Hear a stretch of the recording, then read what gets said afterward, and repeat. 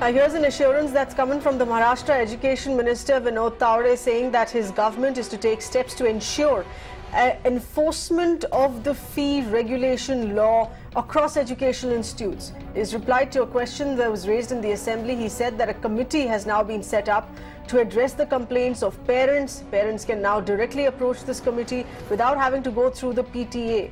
Our correspondent Disha is going to be getting us further inputs on what this means for parents who've raised this issue of ad hoc fee hikes with no regulation whatsoever. Disha, help us understand how this is going to be effective on ground, and does this really work as a redressal for the parents?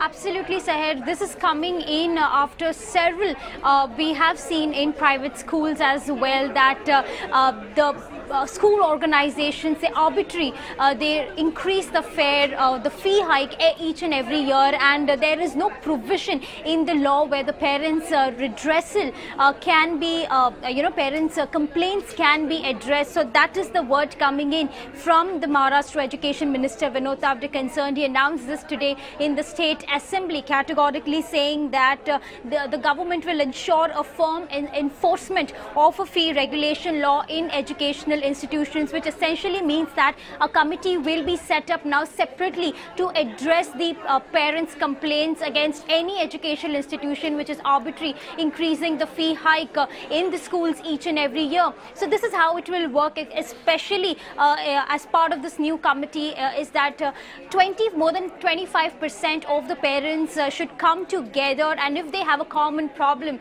and a common complaint about this fee hike, then they can approach, they can file a complaint against under the Fee Regulation Act, and then action will be taken accordingly. But Disha, has it been specified on what really works as a valid complaint against fee hike? Is there a certain percentage of fee hike which works against the regulation, wherein which parents can really step ahead and put that complaint?